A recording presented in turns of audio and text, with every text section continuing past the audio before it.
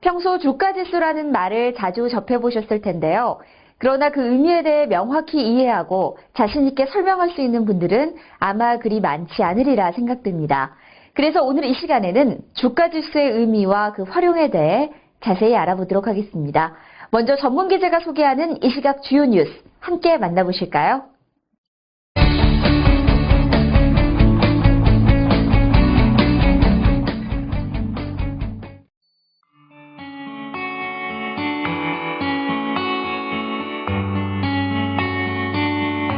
혹시 고통지수에 대해서 들어본 적이 있으신가요?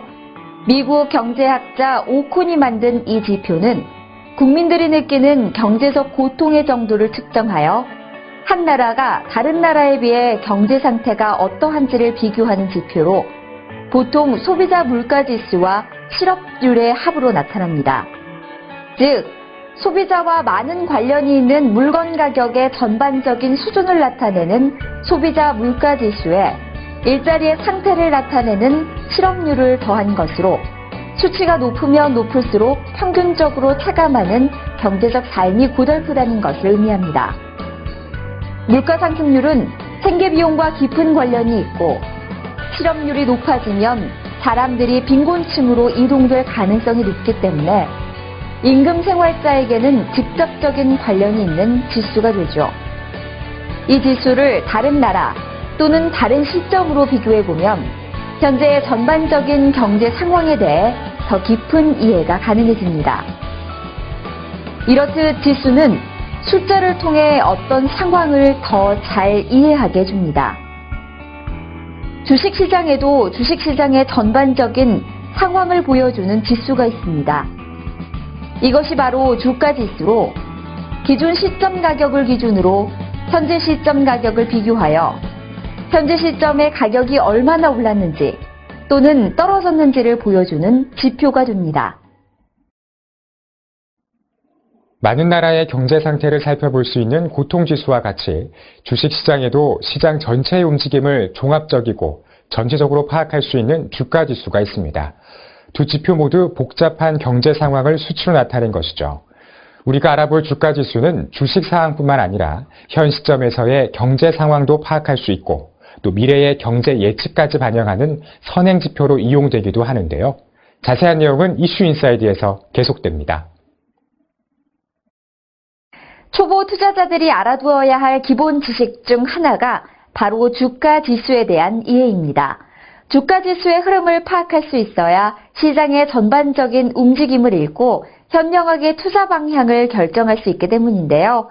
그래서 오늘 이 시간에는 주가지수란 무엇인지 그 개념과 의미, 활용 방법에 대해 알아보고 한국의 주가지수 변천사와 유형, 그리고 주가지수에 영향을 미치는 변동 요인에 대해 알아보겠습니다.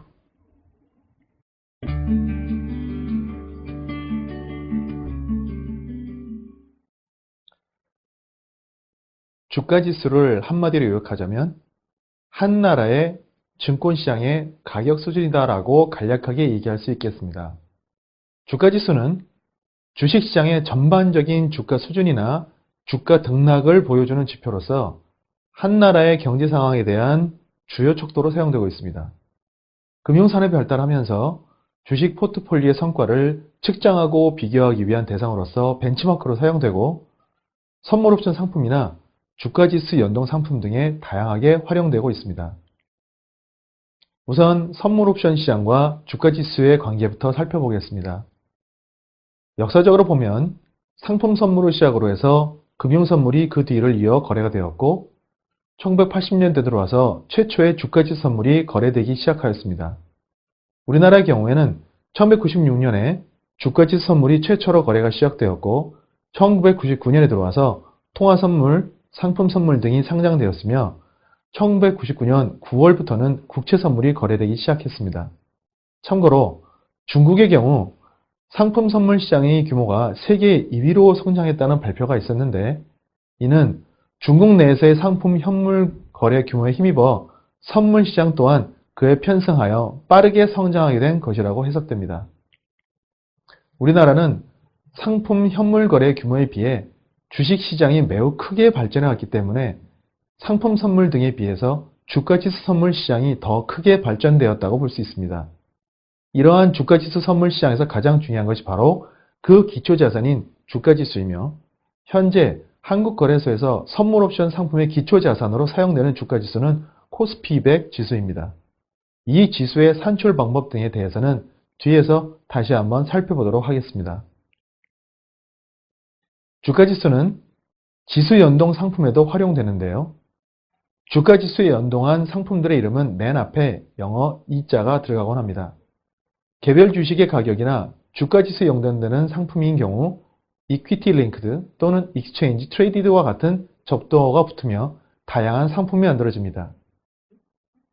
ETF는 코스피 200과 같은 주가지수나 금, 원유 등과 같은 자산의 가격에 연동되도록 설계된 펀드입니다. 일반 주식처럼 거래소에 상장돼서 장중에 실시간에 매매할 수 있는 상품인데 큰 장점으로는 일반 펀드에 비해 편리하게 매매할 수가 있고 빠르게 환금할 수 있으며 특히 주식 매매 시에 부과되는 세금이 ETF 매매 시에는 부과되지 않기 때문에 예를 들어 섹터 지수에 포함되어 있는 개별 주식들을 포트폴리오로 직접 매매하는 것에 비해서 동일한 개별 주식들의 지수에 연동되는 섹터 ETF를 거래하면 거래 비용도 저렴할 뿐만 아니라 한 번에 여러 주식들을 비중에 맞추어 골고루 사고 팔 수 있는 효과와 같은 장점들이 있습니다. 특히나 인버스 지수나 레버리지 지수 등에 연동하는 상품들의 거래량을 보면 투자자들로부터 상당한 인기를 얻고 있다는 것을 알 수 있습니다. 지금 보시는 ETF 거래량에 대한 화면에서 보면 코덱스 레버리지와 코덱스 인버스 상품의 거래량이 눈에 띄게 많은 것을 볼 수 있습니다. 주가 연계 상품들로는 ELD, ELS, ELF 등이 있습니다. 여기서 뒤에 붙은 D, S, F 등의 전미연은 이 상품이 예금에 기반을 두었는지, 증권회사가 발행한 유가증권인지, 아니면 운용사가 펀드로 구성한 것인지에 따라 구분됩니다.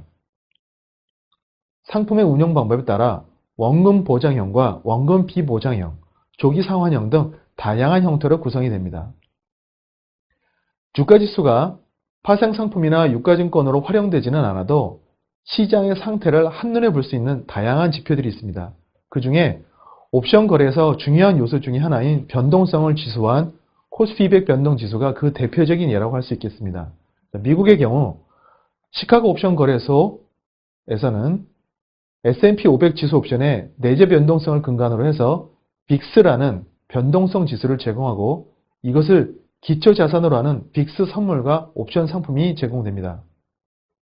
변동성 지수는 주가 지수와 강한 음의 상관관계를 갖기 때문에 일부에서는 이를 공포지수라고 부르기도 합니다.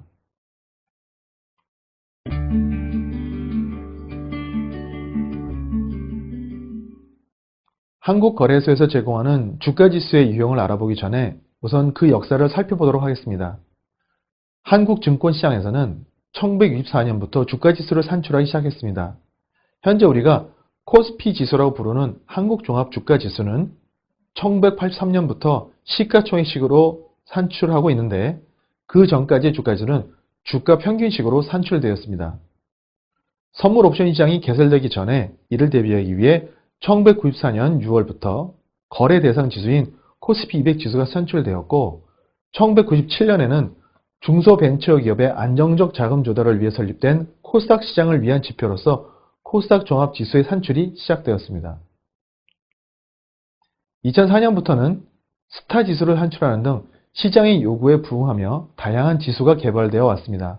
2005년에는 기존의 증권거래소, 선물거래소, 코스닥 증권시장, 코스닥 위원회 등으로 나뉘어있던 조직들이 한국증권선물거래소라는 이름으로 합병되어 새롭게 출발하였고 2009년에는 자본시장통합법 개정에 따라 한국거래소로 이름이 바뀌었는데 증권시장 통합의 취지를 발행하기 위해서 코스피 시장과 코스닥 시장에서 100개의 대표 종목을 선정해서 KLX 100이란 지수가 한국증권선물거래소 설립 이후 처음 개발되어 제공되고 있습니다. 한국거래소에 제공되는 지수들을 계열에 따라 분류하면 KLX 계열지수, 코스피 계열지수, 코스닥 계열지수, 특수계열지수, 글로벌 계열지수 등이 있습니다. 각 계열에는 종목 선정 구성 방법이나 가중치 적용 방식, 기업 규모 분류에 의한 방식, 기초자산의 종류 및 기타 다양한 방식에 따라 모두 수십 개의 지수가 제공되고 있습니다. 파생상품의 기초자산으로 사용되기도 하고 시장의 상황을 한눈에 파악할 수 있는 참고지표로 활용되기도 하므로 한국거래소 홈페이지에서 지수들의 종류와 산출 방법들을 훑어보고 그 활용 방안을 고안해 보는 것도 좋은 학습이 될 수 있을 것입니다. 한국거래소에서 제공하는 주가지수들 중에 가장 대표적인 것들 몇 개를 골라 어떤 의미를 지닌 지수이며 어떻게 산출되는지를 알아보도록 하겠습니다.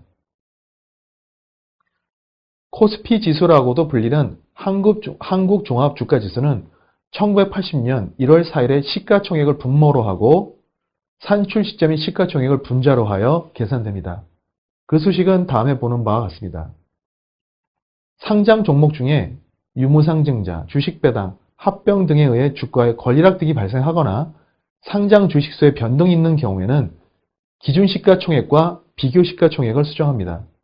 권리락 등에 의해 주가 단층용이 발생할 때마다 권리락 전일의 주가지수와 권리락 당일의 주가지수를 일치시켜 줍니다. 보시는 수식에서처럼 수정 후에 신기준 시가총액을 계산해서 주가지수의 연속성이 유지될 수 있도록 수정을 해줍니다. 코스피 200 지수는 주가지수 선물 및 주가지수 옵션의 거래 대상으로 개발된 주가지수입니다. 선물 및 옵션 거래에 적합하도록 시장 대표성, 업종 대표성, 유동성 등을 감안해서 200종목을 선정해서 지수를 산출하고 1990년 1월 3일의 지수를 100포인트로 하여 기준을 삼습니다. 코스피 200 지수의 산출 방법에서 특징은 초기에는 비유동 주식과 유동 주식을 모두 합한 상장 주식 수로 가중해서 지수를 산출했지만 2007년 12월 14일부터는 순수하게 유동 주식 수만을 가중해서 시가총액 방식으로 주가지수를 산출합니다. 코스피 200 지수 구성 종목을 8개의 산업군별로 재분류하여 산출하는 코스피 200 섹터 지수는 ETF, 펀드 등의 상품의 추적 대상 지수로 활용되고 2008년 1월 2일 1000포인트로 해서 2011년 4월 1일부터 산출 및 발표되고 있습니다. 8개 산업군을 명칭을 살펴보면 건설기계, 조선운송, 철강소재, 에너지화학, 정보통신, 금융, 필수소비재, 자유소비재 등으로 분류합니다. 코스닥 종합지수, 줄여서 코스닥 지수라고 불리는 이 지수는 코스닥 상장 기업의 주가의 주식수를 가중한 시가총액식 주가지수로 2004년 기준 단위를 1000으로 해서 산출하기 시작합니다. 코스닥 지수 또한 코스피 지수와 마찬가지로 연속성 유지를 위해 수정을 적용합니다. 스타 지수는 코스닥 시장에 상장된 종목 중에서 시장 대표성, 유동성 요건뿐만 아니라 재무 요건을 감안해서 30종목을 선정하고 유동주식 가중 시가총액식으로 지수를 산출합니다. 간단히 V코스피 지수라고 불리는 코스피 200 변동성 지수는 옵션 가격을 이용해서 코스피 200 옵션 시장의 투자자들이 예상하는 코스피 200 지수의 변동성을 나타낸 지수입니다.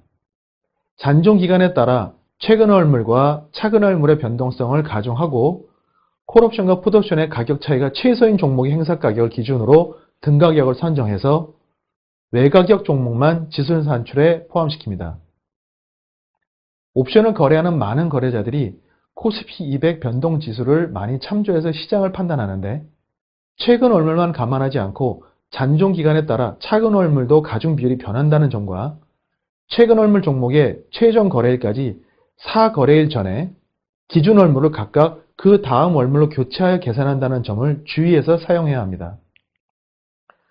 최근 얼물만 거래하는 경우에는 최근 얼물의 잔존 기간이 줄어들수록 차근 얼물의 비중이 높아가기 때문에 변동성 변화에 대한 체감 정도와 이 지수의 변화 정도가 다를 수 있습니다.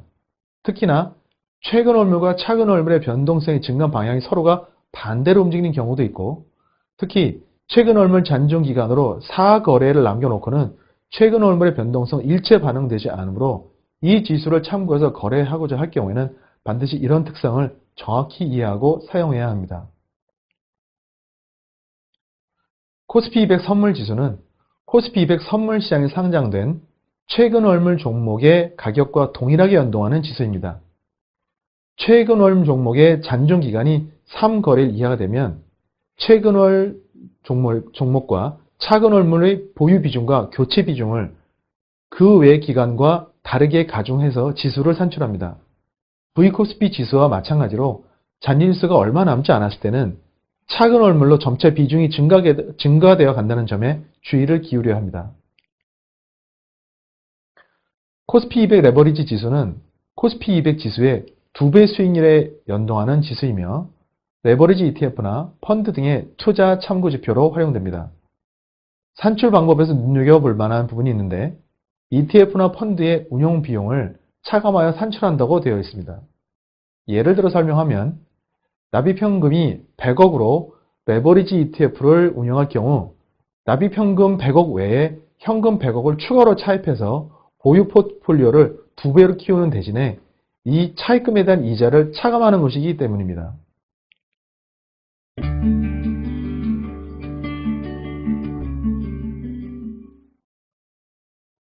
주가지수의 변동을 주는 요인들로 어떤 것들이 있으며 어떻게 영향을 주는지 한번 알아보겠습니다. 현금 배당을 하면 배당을 한 만큼 시가총액이 감소하게 됩니다. 따라서 지수는 그만큼 하락을 하게 됩니다. 그래서 선물 3월물 종목에는 배당력이 이미 선반영되어 가격이 형성됩니다. 상장 주식수의 증감에 의해 비교 시가총액이 변동되는 경우에는 주가지수의 연속성이 유지되도록 기준 시점에 시가총액을 수정해 줍니다. 이러한 경우는 유상증자, 신규 상장, 상장 폐지, 합병 등의 경우가 해당됩니다. 자금의 속성은 더 높은 금리 상품으로 이동하는 것이 일반적입니다. 따라서 금리가 높아지면 안정적인 금리로부터의 수익을 추구하기 위해서 주식에 대한 수요가 감소하고 이는 지수의 하락 요인이 됩니다. 유가 상승은 경제 전반에 걸쳐 영향을 주는데 기업에게는 생산비 증가에 따른 실적 악화를 그리고 소비자에게는 물가 상승의 요인이 되고 수출 단가는 상승을 일으키기 때문에 지수에 큰 영향을 미칩니다. 주가는 수급에 의해 결정된다는 말이 있습니다.